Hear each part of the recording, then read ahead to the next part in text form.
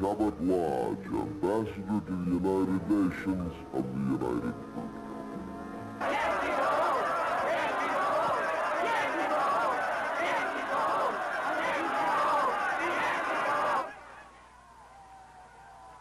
Excuse me.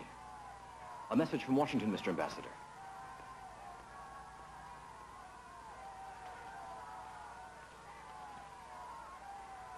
It's from Mr. Dulles. I think it'd be a good idea if you answered it in code. Right, sir.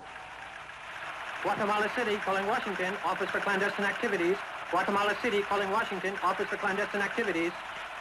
With reference to our dispatches 221 and 248, we confirm that clandestine activity to overthrow the Arbenz government is proceeding according to plan. The invasion led by General Castillo Armas is advancing slowly, but air activity is intense and the Arbenz government is wavering. The United States government, through the CIA, has organized the invasion of my country, supplying the aircraft and even supplying pilots. There would be absolutely no aggression in Guatemala today if the Arbenz government had not expropriated United Fruit Company land. No, it is not an act of aggression, but a revolt of some Guatemalans against other Guatemalans. Therefore, my government has no choice but to reject the motion. And that's that. Calm down, please. Calm down. The price of United Fruit shares has fallen momentarily. That does not mean we have lost. Read. The management of United Fruit are in close contact with the American ambassador in Guatemala. The conflict between Guatemalans will not be allowed to damage American interests.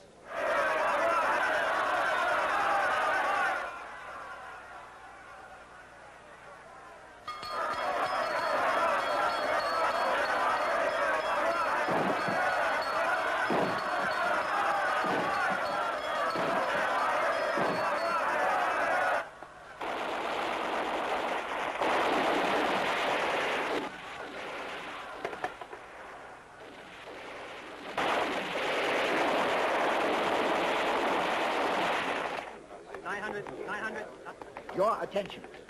United Fruit Company is pleased to announce its shares are moving back to normal.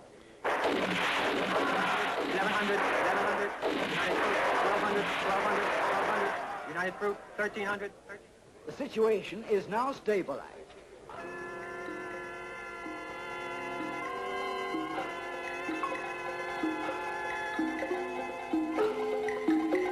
John Foster Dulles, Secretary of State, was a lawyer for the United Fruit Company. Alan Dulles, Chief of the CIA, was of the United Fruit Company. John Morris Cabot, Assistant Secretary of State, is a stockholder in the United Fruit Company. Walter Beadle Smith, former CIA chief, is of the United Fruit Company. Henry Cabot Lodge, Ambassador to the United Nations of the United Fruit Company. This is John Barnett of NBC Television Network. We are here today with President John F. Kennedy for the inauguration of the new headquarters of the Central Intelligence Agency in Langley, Virginia. We are in the conference room where, under the emblem of the CIA, we can read a verse from St. John. You will learn the truth, and the truth will make you free. This great complex, which cost more than $50 million, can in fact be defined as the stronghold of the free world, built to defend democracy through the unceasing search for truth. CIA headquarters is surrounded by 50 acres of fenced and heavily guarded ground. No one can approach the installations without being spotted instantly by photoelectric cells. The top executives of the CIA are Alan Dulles, director since 1953, John Bissell, assistant director, Richard Helms, in charge of executive planning, and Edwin Wilkinson, program supervisor. President Kennedy has words of praise for the many thousands of men and women who work for the CIA, and he congratulates Dulles on the work he has done.